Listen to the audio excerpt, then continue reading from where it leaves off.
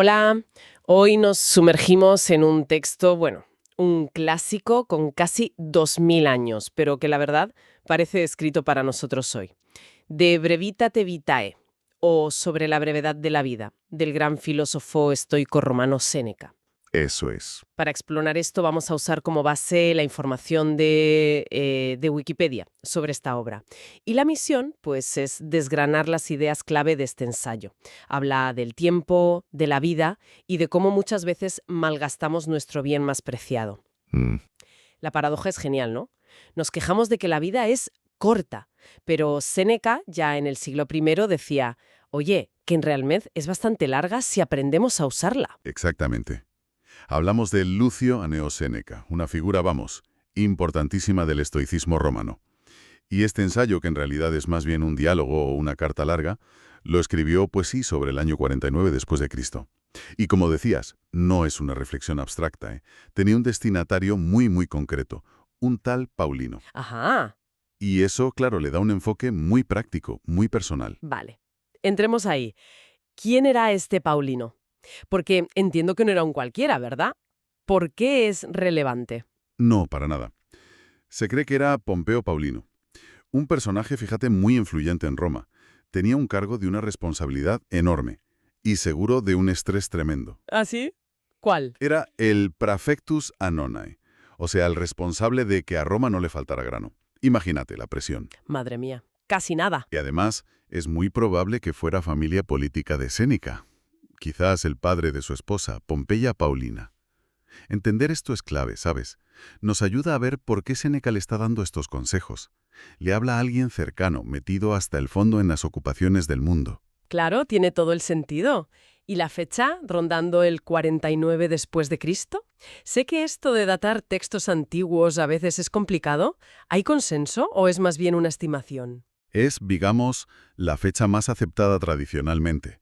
Se basa en pistas que hay dentro del texto. Por ejemplo, menciona cosas que pasaron después de la muerte de Calígula, que fue en el 41, así que tiene que ser posterior. Vale. Y luego hay una referencia a la ampliación del Pomerium, el límite sagrado de Roma, que bueno, según la interpretación más común, situó el texto justo antes de que el emperador Claudio lo ampliara, allá por el 49 o 50. Entiendo. Pero, como siempre pasa en estos temas, pues hay algo de debate académico.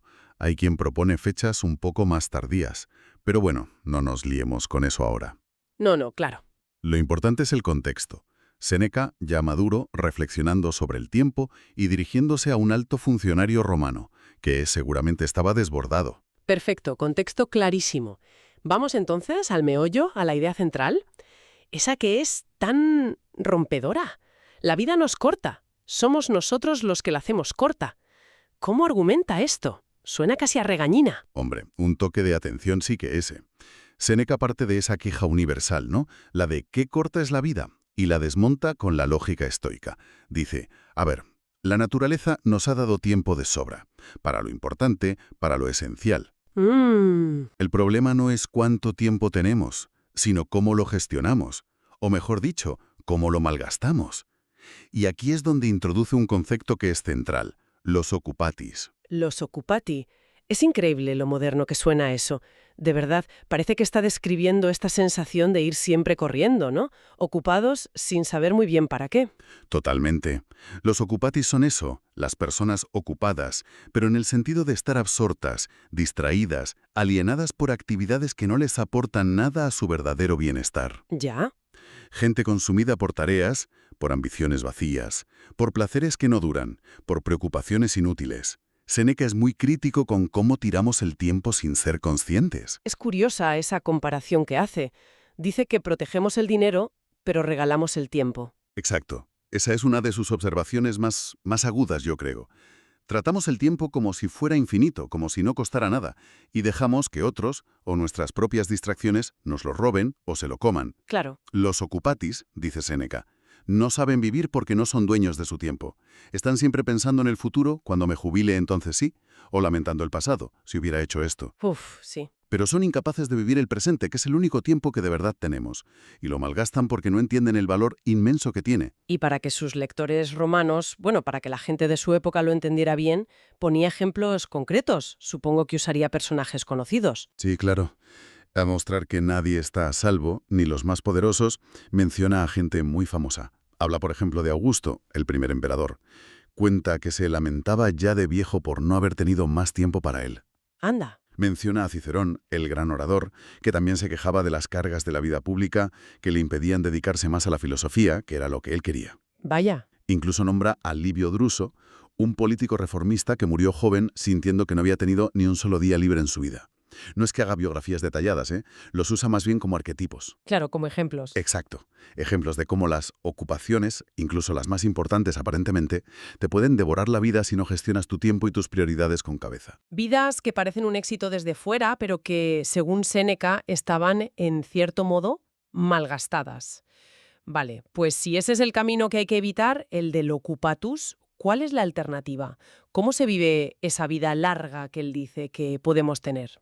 Pues la alternativa es la vida del sabio, del sapiens estoico. Y la clave para el sabio es practicar el otium. El otium. Pero ojo, que otium aquí no significa pereza, ni tumbarse a no hacer nada, ni irse de vacaciones sin más. Es un concepto muy específico. Ah, vale. O sea, no se trata solo de dejar de estar ocupado en tonterías, sino de ocuparse activamente en otra cosa. Algo así como ocio productivo. Podríamos llamarlo ocio filosófico o tiempo con propósito. Sí, el otium para Séneca es el tiempo que dedicamos, de forma deliberada, a mirar hacia adentro, a estudiar filosofía para entender el mundo, para entendernos a nosotros mismos, a cultivar la virtud y, sobre todo, a vivir el presente de forma consciente. Es un trabajo interior, ¿eh? No es no hacer nada. Qué interesante esa distinción. Y de hecho creo que Séneca incluso critica a algunos eruditos, ¿no? Que no todos los que estudian se libran de ser occupati. Justo. En el capítulo 13 hace una puntualización muy buena.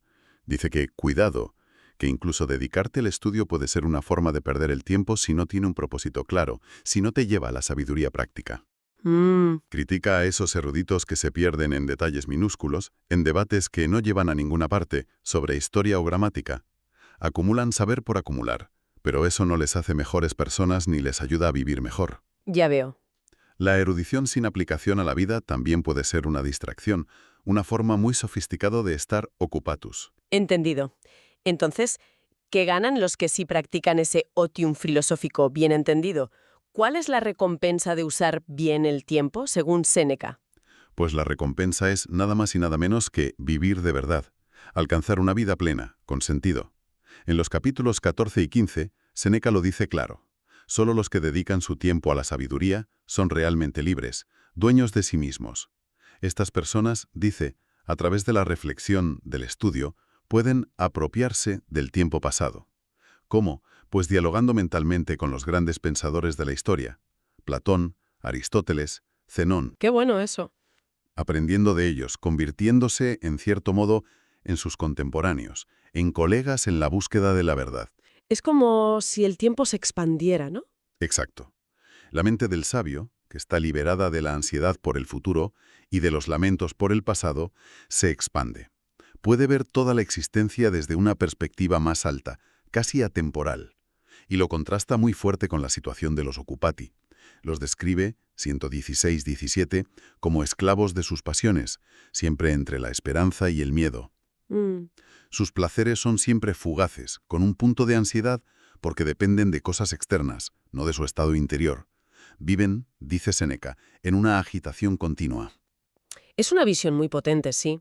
La idea de que el tiempo no es solo algo que pasa, sino que es como la materia de la que está hecha nuestra vida y que podemos como poseerlo o dejar que se nos escape entre los dedos. Justo eso. La clave para Séneca es vivir el presente, pero no un presente cualquiera, ¿eh? Un presente consciente, intencional, vivido de acuerdo con la razón y la naturaleza. Solo desde esa presencia atenta, lo que hoy quizás llamaríamos mindfulness o atención plena, ¿no? Sí, exacto. Solo desde ahí podemos relacionarnos bien con el pasado, aprender de él sin quedarnos atrapados, y con el futuro planificarlo sin angustia.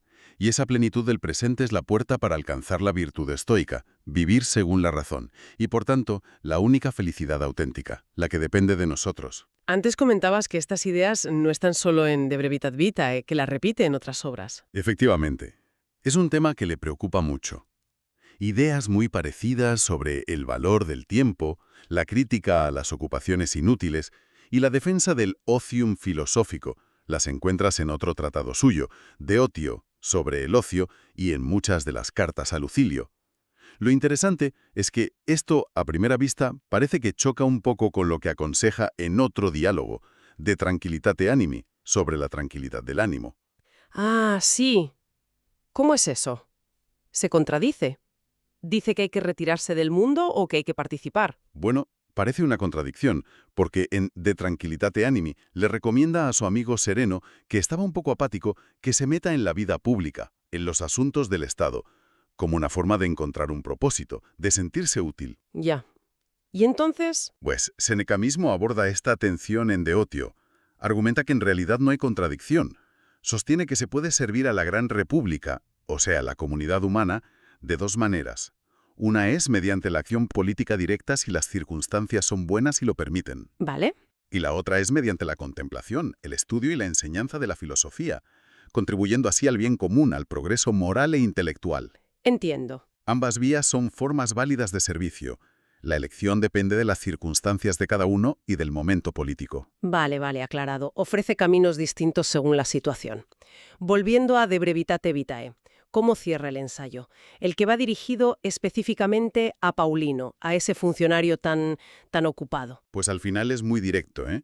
En los capítulos 18 y 19, Séneca se dirige a Paulino casi por su nombre.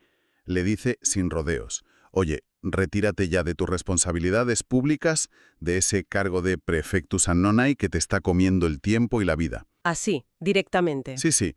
Le anima a abrazar por fin el otium filosófico, a dedicarse a la sabiduría, a cuidarse a sí mismo, a liberarse de las ambiciones externas y de las distracciones que le impiden vivir de verdad. Vaya consejo. Le está diciendo básicamente que deje uno de los puestos más importantes de Roma para ponerse a estudiar filosofía. Tuvo que ser un shock para Paulino. Sin duda, es una llamada bastante radical a cambiar de vida, y el ensayo termina con una imagen final muy potente, un contraste brutal. Por un lado, la miseria de los occupati, que llegan al final de sus días y se dan cuenta, demasiado tarde, de que han pasado por la vida sin haber vivido de verdad. Uf. Y por otro lado, la serenidad, la libertad interior del sabio, que como ha sido dueño de su tiempo y ha cultivado su mente, pues ha vivido una vida plena, llena de significado, dure los años que dure en el calendario. Entonces, ¿qué nos llevamos de todo esto? El mensaje de Séneca, aunque tenga casi 2 milenios, es que golpea fuerte hoy en día. Esta idea de que el tiempo es nuestro bien más valioso, el único que no vuelve, y que somos responsables de cómo lo invertimos. Su llamada a vivir con intención, a valorar el presente, a no dejarnos arrastrar por mil ocupaciones sin sentido. Resuena muchísimo en esta cultura nuestra de la distracción constante, ¿no? Te obliga a mirarte y preguntarte, oye, ¿en qué se me está yendo la vida? Totalmente. Leer a Séneca hoy es una invitación a hacer una auditoría de nuestro propio tiempo, de nuestras prioridades. Y si lo traemos a nuestro contexto actual, pues surge una reflexión final interesante, ¿no? Una vuelta de tuerca. A ver. Séneca se centró mucho en las distracciones que vienen de fuera, las obligaciones sociales, las ambiciones, lo que nos piden los demás. Pero hoy, quizás el mayor ladrón de tiempo viene de dentro, de las distracciones que nosotros mismos buscamos o permitimos. Uf, sí, el móvil. El móvil, siempre ahí, el flujo constante de redes sociales, esa necesidad de gratificación ya mismo, la dificultad para estar simplemente quietos, en silencio. Es verdad. Esto nos deja una pregunta importante, creo yo. ¿Qué nos diría Séneca hoy sobre cómo luchar contra estas distracciones internas autoimpuestas para poder reclamar nuestro tiempo y usarlo para construir esa vida con propósito que él defendía? Muy buena pregunta. Da para pensar. Sí, señor. Pues con esa reflexión cerramos esta inmersión en Sobre la brevedad de la vida de Séneca.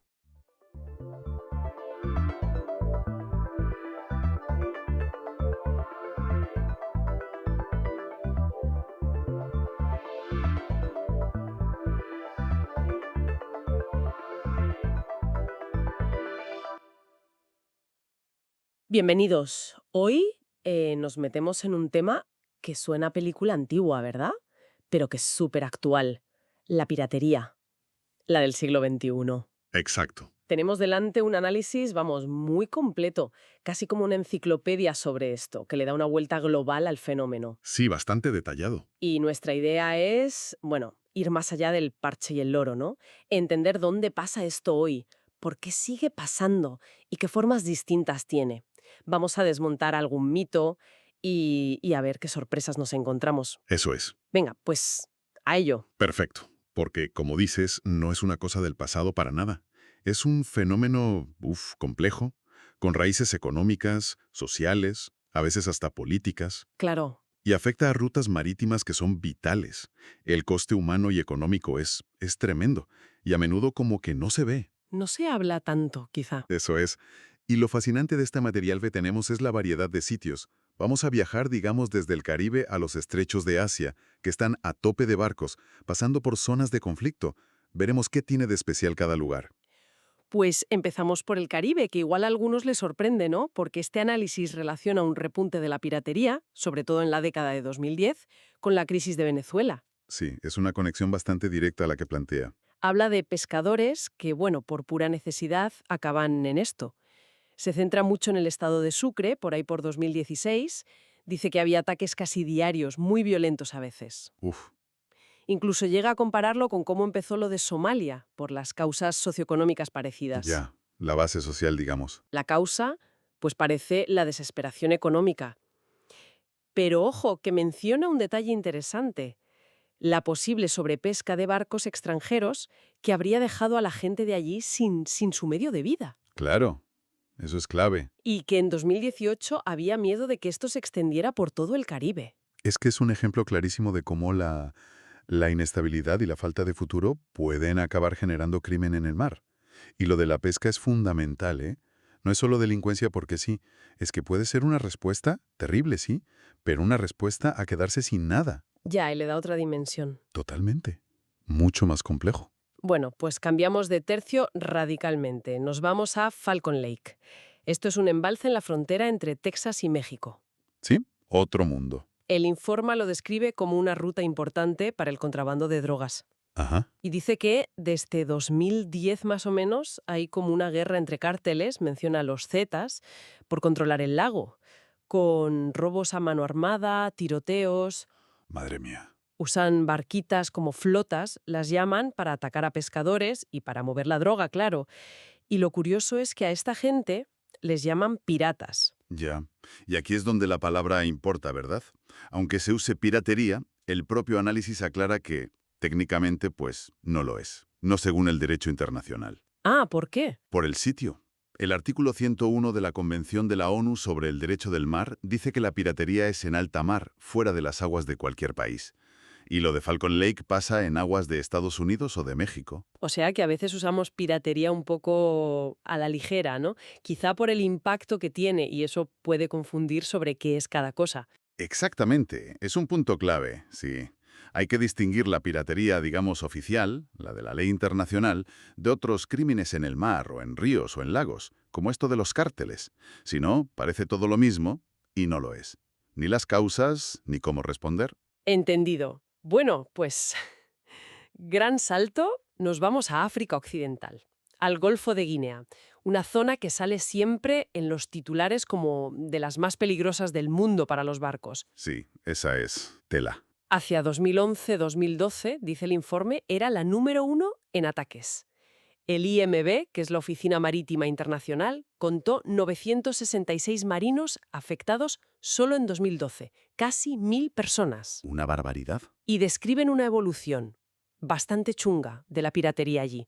Empezaron con ataques más pequeños, a barcos de apoyo a las petroleras, pero han pasado a operaciones mucho más bestias, más organizadas, usando hasta buques nodriza. Sí, barcos más grandes desde los que lanzan los ataques con lanchas rápidas. Eso les permite ir mucho más lejos de la costa. Y aquí viene lo fuerte. Su objetivo principal, y esto es distinto a Somalia, no suele ser secuestrar el barco para pedir rescate. Lo que buscan es robar la carga. Sobre todo petróleo, crudo o refinado, directamente de los tanqueros. El oil bunkering ilegal, sí, van a por la mercancía. Y además son conocidos por ser extremadamente violentos.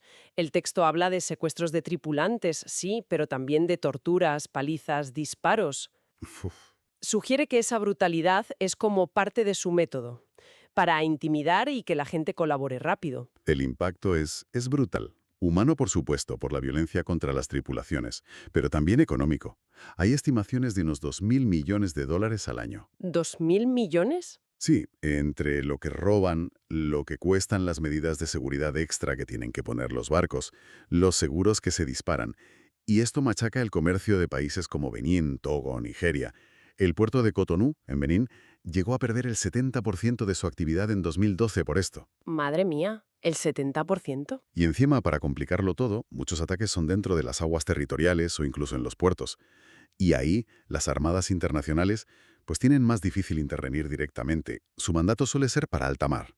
Aunque las cifras suben y bajan, una consultora de riesgos, Control Risks, decía que en 2013 seguía siendo de las zonas más calientes la tercera del mundo. O sea, un problema gravísimo y persistente. Gravísimo, sí. Bueno, pues ahora sí, vamos a la zona que todos tenemos en mente cuando oímos piratería moderna, Somalia y el Océano Índico. La más mediática, sin duda. El problema se disparó con la guerra civil somalí en los 90, pero la preocupación internacional se encendió de verdad a partir de 2005, más o menos. Sí, ahí fue cuando empezó a escalar mucho. Y el impacto fue tremendo.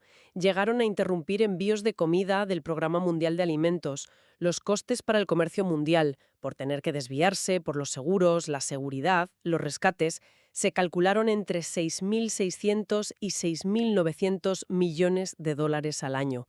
Una pasada. Cifras astronómicas.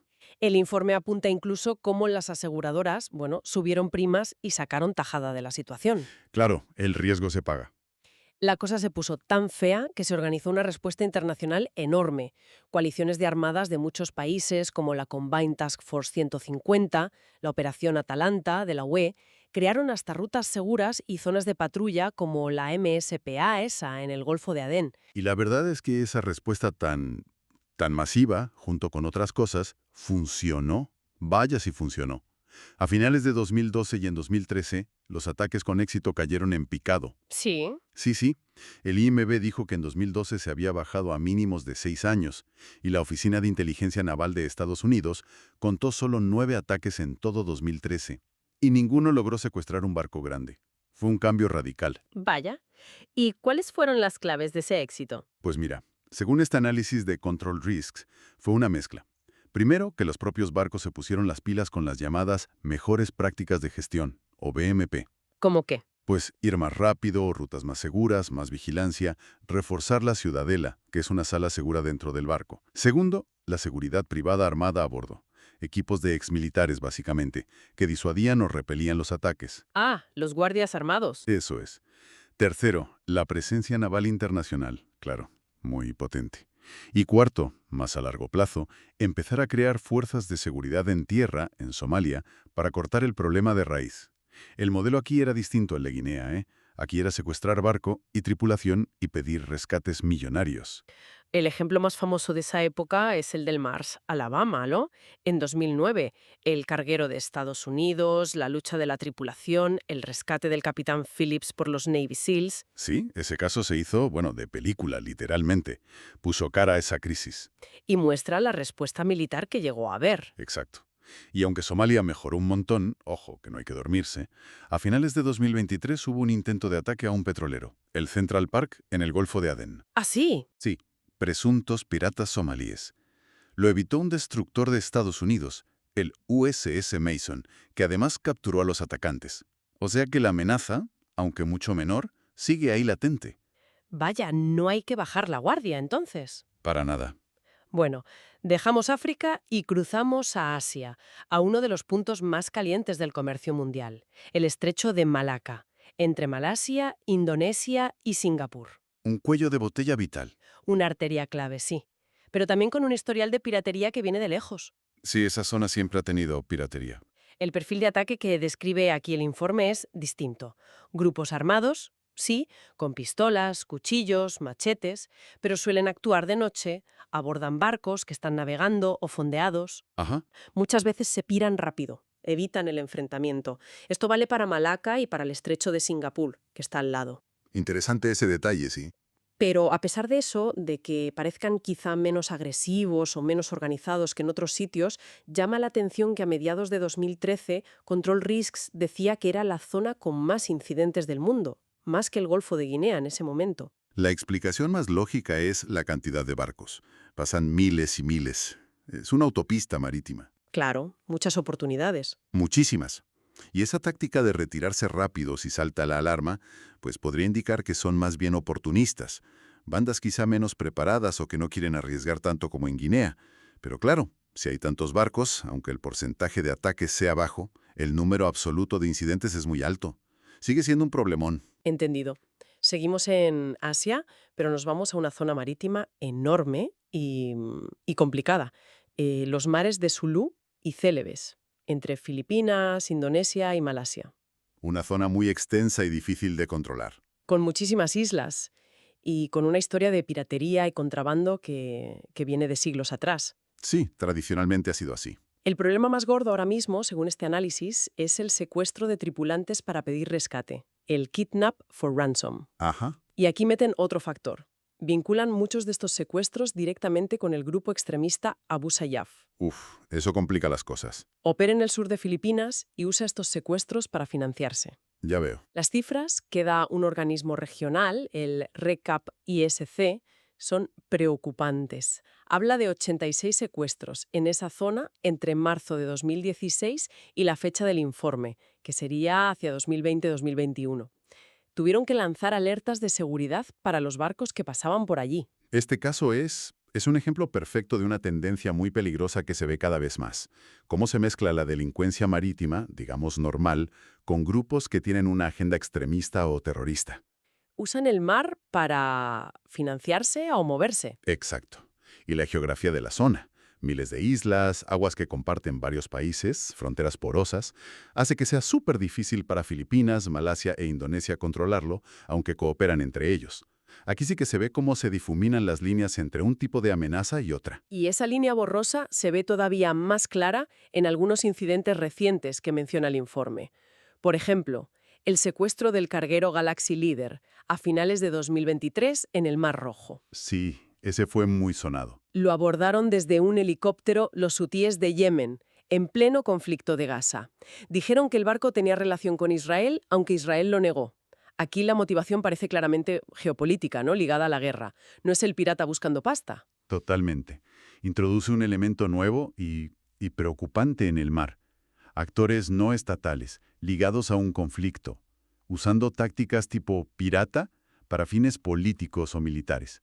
No es un caso aislado en esa zona, ahora mismo. Luego, el análisis entra en dos incidentes muy particulares, de 2025. Implican a la Freedom Flotilla Coalition, esta gente que intenta llevar ayuda a Gaza por mar. Ujú. Reporta el abordaje y captura en aguas internacionales por parte de Israel de dos de sus barcos con bandera británica, el Madeleine en junio y el Handala en julio. El texto lo describe como parte del bloqueo israelí a Gaza y usa palabras como abordaje, captura, secuestro de la tripulación civil. Entiendo. Es importante decir que estamos contando lo que dice el material que analizamos, sin meternos nosotros a valorar la terminología en un tema tan delicado. Por supuesto.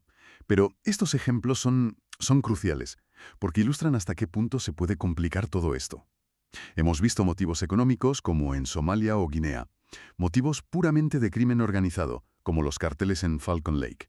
Motivos políticos o de conflicto, como los hutíes. Y ahora, acciones de un Estado que la fuente describe con términos que normalmente usamos para la piratería o la captura ilegal, en el contexto de un bloqueo que está en disputa. La variedad de actores es enorme. Enorme. Desde pescadores desesperados a crimen organizado muy sofisticado, grupos extremistas y, según cómo se miren o se cuenten algunas acciones, hasta fuerzas estatales. Entonces, si intentamos, juntar todas las piezas de este rompecabezas tan complejo, ¿qué nos queda? Pues que la piratería hoy es muchas cosas a la vez, y va cambiando. Exacto. No hay un único tipo de pirata, ni una causa única, ni una solución que valga para todo. Hemos visto la desesperación económica en el Caribe, el lío del crimen organizado en la frontera de México y Estados Unidos, la brutalidad por el petróleo en Guinea, el modelo de secuestro y rescate de Somalia, el oportunismo en zonas de mucho tráfico como Malaca, la mezcla peligrosa con el extremismo en Zulú y Celebes. Y aunque la respuesta internacional funcionó muy bien en Somalia, vemos que otros sitios como el Golfo de Guinea siguen siendo muy peligrosos y aparecen dinámicas nuevas en el Mar Rojo, muchas veces conectadas con tensiones políticas más grandes. La geografía, la economía local, el crimen, los conflictos, todo influye. Sí, es un cóctel complejo. Y esto nos lleva a una reflexión final, creo que se saca de todo este análisis. Hemos visto muchas veces cómo la línea que separa la piratería clásica, la que define la ley internacional, del crimen organizado en el mar, del terrorismo marítimo e incluso de algunas acciones de estados, según quien las cuente y cómo, como en los casos de la flotilla, pues esa línea puede ser muy, muy borrosa. Muy difícil de pintar en la realidad. Ya, se mezcla todo. Se mezcla todo.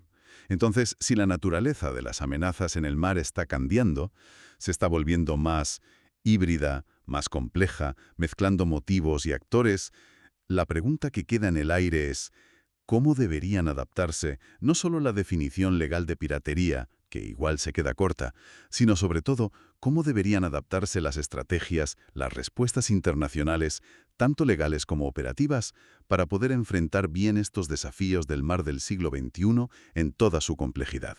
Uf, buena pregunta. Es una cuestión clave para el futuro de la seguridad y del comercio mundial. Y bueno, ahí la dejamos, para seguir dándole vueltas.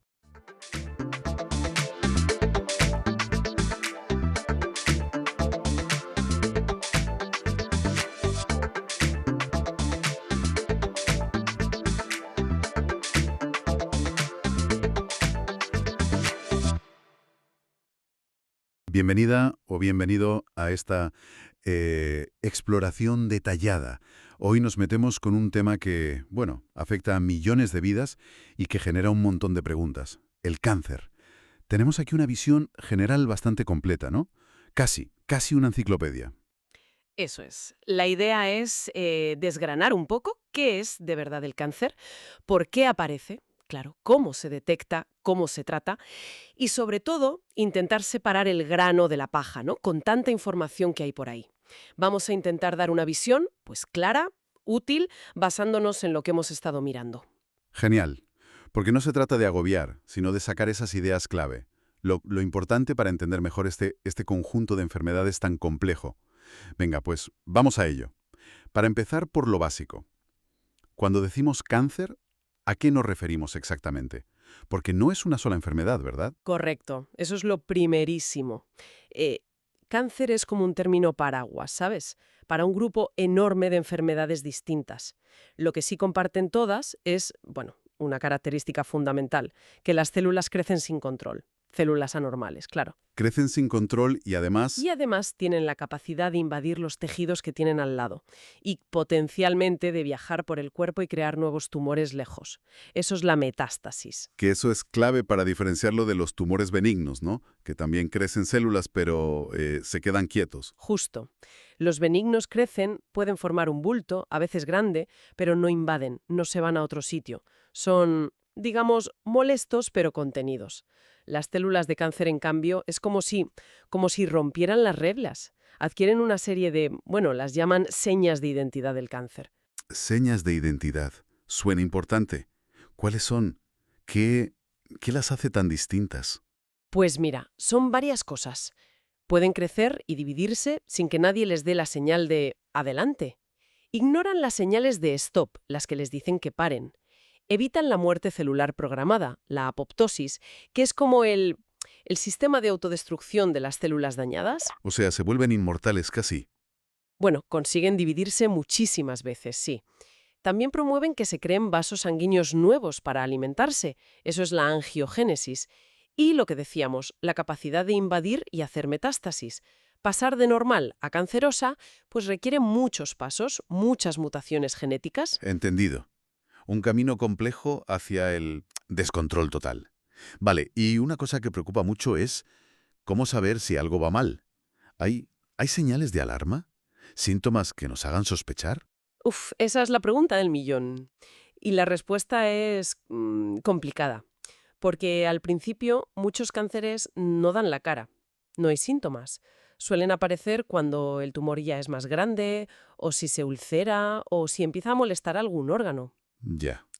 Y los síntomas dependen muchísimo del tipo de cáncer, de dónde esté.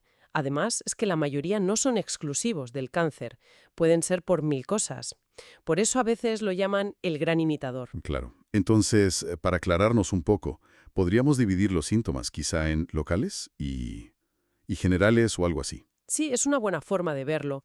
Los locales son los que causa el tumor directamente donde está. Pues un bulto que notas, ¿no? En la mama, en un testículo, en el cuello, o una obstrucción, tos que no se va, si hay algo en el pulmón bloqueando un bronquio, problemas para tragar si es de esófago, cambios salir al baño en el color rectal. Ajá. Si se ulcera y sangra, pues puedes toser sangre, pulmón, tener anemia por perder sangre poco a poco, o ver sangre en las heces, colon, sangre en la orina, vejiga, sangrado vaginal raro, útero, cérvix. El dolor, curiosamente, suele venir más tarde. ¿Y los generales, los sistémicos que decías? Esos son más como la respuesta del cuerpo entero. Por ejemplo, un cansancio brutal que no se quita descansando, perder peso sin querer, sin hacer dieta, cambios en la piel. A veces el cáncer provoca una inflamación general que hace perder músculo, es la caquexia, o fiebre, que dura y dura, sin infección clara, sobre todo en leucemias, linfomas. Y también están esos síndromes paraneoplásicos, ¿puede ser? Que el tumor suelta sustancias. Exacto. Eso es muy curioso. El tumor produce hormonas o proteínas que viajan por la sangre y causan efectos en otras partes. Por ejemplo, subir el calcio, que da confusión, estreñimiento, o bajar el sodio, que puede dar náuseas, dolor de cabeza, hasta convulsiones. A veces son la primera pista. Tela. Y luego la metástasis, esa palabra que asusta tanto. Sí, es comprensible. Es cuando el cáncer se escapa de su sitio original y se va a otros órganos, los más típicos: pulmón, hígado, huesos, cerebro. Viaja por la sangre o por los vasos linfáticos. Y claro, eso complica muchísimo el tratamiento. Es la causa principal de muerte por cáncer. Uf. Pero ojo, aquí también hay que decir que se ha avanzado mucho. Incluso con metástasis, hoy hay tratamientos que pueden controlar la enfermedad durante más tiempo y con mejor calidad de vida. No es como antes. Vale, vale. Eso es importante. Bueno, ya entendemos un poco mejor qué es y cómo puede manifestarse. Pero la gran pregunta sigue siendo, ¿por qué? ¿Por qué aparece el cáncer? ¿Qué lo causa? Pues mira, aquí llegamos a un punto crucial, yo creo. La respuesta rápida es que es una mezcla de cosas. Pero, y esto es fuerte, la inmensa mayoría calculan que el 90-95% vienen de mutaciones genéticas que causan factores ambientales y nuestro estilo de vida. El 90-95%. O sea que lo que heredamos directamente es muy poco. Muy poco, sí. Un 5-10% se deben a genes defectuosos que ya te vienen de familia. El resto lo fabricamos nosotros, por decirlo así, con cómo vivimos y a qué nos exponemos. Cuando dices ambientales no te refieres solo a la contaminación del aire, ¿verdad? Es más amplio. Mucho más amplio. Ambiental es todo lo que no heredas. Y ahí, los pesos pesados, los que más muertes por cáncer causan son... A ver, primero y sin duda, el tabaco. Sigue siendo el rey. Causa entre un 25 y un 30% de todas las muertes por cáncer. Una barbaridad. El 90% de los de pulmón, pero también boca, garganta, vejiga, páncreas, la lista es enorme. Más de 50 carcinógenos tiene el humo. Impresionante. ¿Y después del tabaco? Pues dieta, obesidad y no moverse. Este paquete se lleva a otro 30-35% de las muertes. Tener sobrepeso u obesidad aumenta el riesgo de un montón de cánceres: colon, mama después de la menopausia, útero, riñón. Y la dieta influye: poca fruta y verdura, mucha carne procesada o roja. El alcohol también entra aquí, ojo. Relacionado con cáncer de boca, garganta, esófago, hígado, colon, mama. Madre mía, tabaco y estilo de vida ya suman más de la mitad. Más de la mitad, sí. Luego vienen las infecciones crónicas. A nivel mundial, un 15-20%. Virus como el del papiloma humano, el VPH, que causa casi todo el cáncer de cuello de útero. O los de la hepatitis B y C, para el de hígado. La bacteria Helicobacter pylori para el de estómago. Lo bueno es que para VPH y hepatitis B hay vacunas. Hay que usarlas. Vacunas que previenen cáncer. Eso es increíble. Totalmente. Y luego ya, pues la radiación, la del sol sobre todo para el cáncer de piel, y la exposición a químicos carcinógenos, por ejemplo en el trabajo, como el amianto. Queda clarísimo que podemos hacer mucho para prevenirlo, ¿no? Con nuestro día a día. Vale, si nos metemos ahora dentro de la célula, ¿qué pasa ahí? ¿Cómo se estropea? A ver, aquí ya entramos en la biología pura. Es una enfermedad de la regulación del crecimiento. Todo se basa en que se fastidian unos genes clave. Unos son los oncógenes, que son como el acelerador. Si se quedan pillados, la célula se divide a lo loco. Ajá. Y otros son los genes supresores de tumores, que son el freno. Si se estropean, la célula pierde el control, no sabe cuándo parar o cuándo morir si algo va mal. Y lo normal es que hagan falta varios golpes, varias mutaciones en distintos genes de estos para que la cosa se desmadre y salga un cáncer. Mutaciones, cambios en el ADN, ¿no? Errores en el código. Exacto. Son cambios en la secuencia de las letras químicas del ADN. Pueden ser cambios enormes, perder o ganar trozos de cromosoma, o que se mezclen trozos que no deben, como pasa en la leucemia mieloide crónica con el cromosoma Filadelfia. Ya. O pueden ser cambios pequeñitos, que cambie una sola letra, que se meta alguna de más, que se quite alguna. Y estos cambios pueden afectar a la proteína que fabrica ese gen o a cómo se regula, cuando se activa o se desactiva. Pero nuestro cuerpo tiene defensas contra eso, ¿no? Mecanismos para arreglarlo. Claro, tenemos sistemas de reparación que están todo el rato corrigiendo errores. Y si el daño es demasiado grande, tenemos la apoptosis, la autodestrucción programada. El cáncer aparece cuando estos sistemas de seguridad fallan, se ven superados y las mutaciones empiezan a acumular y a pasar a las células hijas. Cosas como los carcinógenos, la inflamación crónica, la radiación, aumentan la probabilidad de que haya errores y de que los sistemas de reparación fallen. Es como una bola de nieve, entonces.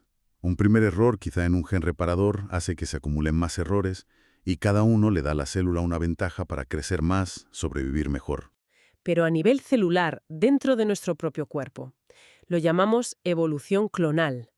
Las células con mutaciones que les van bien, crecer sin parar, no morirse, atraer comida, van ganando terreno y esto crea una mezcla de células distintas dentro del mismo tumor. Es la heterogeneidad tumoral. ¡Qué lío! Pues sí, y es un problemón para el tratamiento, porque igual matas a unas células con una quimio, pero otras que son distintas y resistentes sobreviven y vuelven a crecer. Y además de los cambios en las letras del ADN, ¿le hay algo de la epigenética? ¿Eso qué es? Muy importante también. La epigenética son como marcas químicas que se ponen encima del ADN o de las proteínas que lo envuelven, las histonas. No cambian la secuencia de letras, pero sí le dicen a la célula qué genes tiene que leer y cuáles tiene que ignorar, como si pusieras posits en el libro de instrucciones. Ah, vale. Y en el cáncer, estas marcas epigenéticas se vuelven locas. Pueden apagar genes que deberían estar encendidos, como los supresores de tumores, o encender otros que deberían estar apagados. A veces, silenciar un gen supresor con epigenética es tan efectivo como si tuviera una mutación. Y esto pasa muchísimo en cáncer. Lo malo es que si silencian genes de reparación del ADN, la acumulación de mutaciones se dispara. Entiendo. No solo importa el texto, sino también quién pone las notas al margen. Fascinante y complejo. Bueno, vamos a lo práctico. ¿Se puede prevenir? ¿De verdad? Sí, rotundamente sí. Y este es el mensaje más positivo, yo creo. Como hemos visto que la mayoría de los cánceres vienen de factores de estilo de vida y ambientales, pues claro que se puede prevenir una parte muy importante. Calculan que más de un tercio de las muertes por cáncer se podrían evitar si controláramos los factores de riesgo principales. Entonces, las recomendaciones concretas irían por la línea de lo que comentabas antes, ¿no? Justo. Lo principal. No fumar nada, mantener un peso saludable, comer bien, mucha fruta, verdura, legumbres, cereales integrales, poca carne roja o procesada, pocos ultraprocesados, poco azúcar, moderar muchísimo el alcohol o evitarlo, hacer ejercicio regularmente, protegerse del sol y vacunarse de VPH y hepatitis B si toca. O sea, cuidarse, básicamente. Exacto. Ponerse las pilas con un estilo de vida saludable. ¿Hay alguna cosa más específica como la quimioprevención con medicamentos en gente de altísimo riesgo? Pero eso es muy concreto. La base es lo otro. Y ojo con las vitaminas.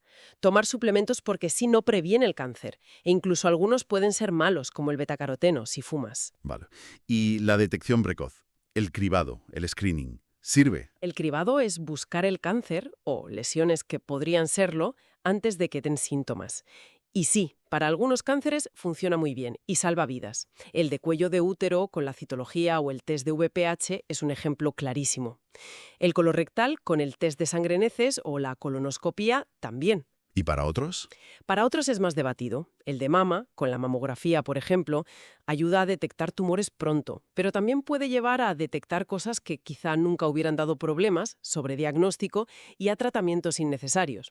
Hay que valorar pros y contras.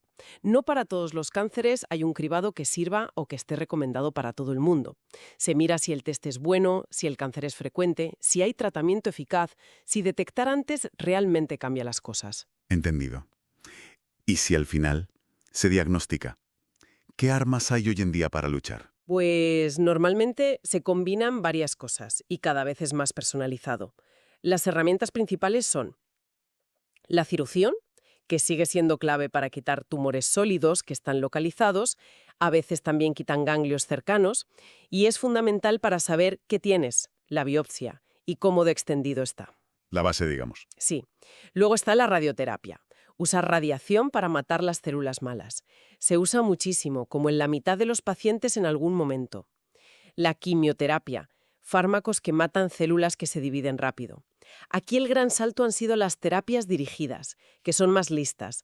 Atacan cosas específicas que tienen las células del tumor, y no tanto las normales. Son más precisas. Y la inmunoterapia, ¿no? Que se oye mucho últimamente. Esa es la revolución. La inmunoterapia lo que busca es que sea tu propio sistema inmunitario el que ataque al cáncer, como despertarlo o quitarle los frenos que a veces el tumor le pone. Ahí entran los inhibidores de checkpoint, las células CAR-T. Es un campo que está avanzando a una velocidad increíble. Y luego, pues, terapia hormonal si el cáncer depende de hormonas, mama, próstata y otras cosas. Y importantísimo, no nos olvidemos de los cuidados paliativos. Sí, eso quería comentarlo.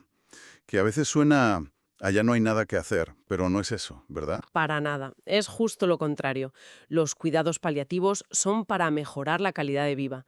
Siempre, desde el principio, se trata de aliviar los síntomas. El dolor, las náuseas, el cansancio, pero también el sufrimiento emocional, social, ayudar al paciente y a la familia a llevarlo lo mejor posible. Y se pueden dar perfectamente a la vez que los tratamientos que buscan curar o controlar el cáncer. Son parte del cuidado integral. Importantísimo aclararlo. Ya para ir terminando, si miramos el mapa general, ¿cuál es el impacto del cáncer en el mundo? ¿Y cómo pintan las cosas? El impacto es brutal. Unos 24 millones de casos nuevos cada año en el mundo y 10 millones de muertes. Esto eran datos de 2019. Es una de las primerísimas causas de muerte. Y las cifras de momento suben, en parte porque la gente vive más años y la edad es el mayor factor de riesgo, y también por los cambios de estilo de vida, sobre todo en países que se están desarrollando. Pero el pronóstico mejora. Hay esperanza a pesar de esas cifras. El pronóstico depende muchísimo del tipo de cáncer y de cuándo se pille. Pero sí, en general, la supervivencia ha mejorado un montón en las últimas décadas, sobre todo en países con buenos sistemas sanitarios. La media de supervivencia a 5 años en Estados Unidos, por ejemplo, está sobre el 66%. Y en niños, en países desarrollados, más del 80%. El gran caballo de batalla sigue siendo la metástasis. Y el cáncer no es solo biología, ¿no? Tiene una carga social, histórica. Muchísima. Se conoce desde los egipcios, los griegos, ha dado mucho miedo siempre, mucho estigma. A veces ni se nombraba. Hay mitos como culpar al paciente por su actitud. Y el impacto económico y social es enorme, claro, para las familias, para la sanidad. Incluso hay estudios que dicen que un diagnóstico afecta distinto a las parejas según si es el hombre o la mujer quien enferma. Vaya. Entonces la investigación es la clave, pero sabiendo que no es buscar la cura única. Exacto. Es que no es una enfermedad, son cientos. Así que no habrá una cura mágica. La investigación va a toda máquina para entender mejor por qué pasa, cómo funcionan las células por dentro y para encontrar tratamientos más específicos, más personalizados, las terapias dirigidas, la inmunoterapia y también para prevenir y detectar antes. Pero el reto es constante, por esa capacidad del cáncer de cambiar, de evolucionar que decíamos antes. Pues sí que es complejo, pero también fascinante entenderlo un poco mejor. Hemos tocado un montón de palos. ¿Qué es? ¿Por qué? ¿Cómo se nota? ¿Cómo prevenir? ¿Tratar?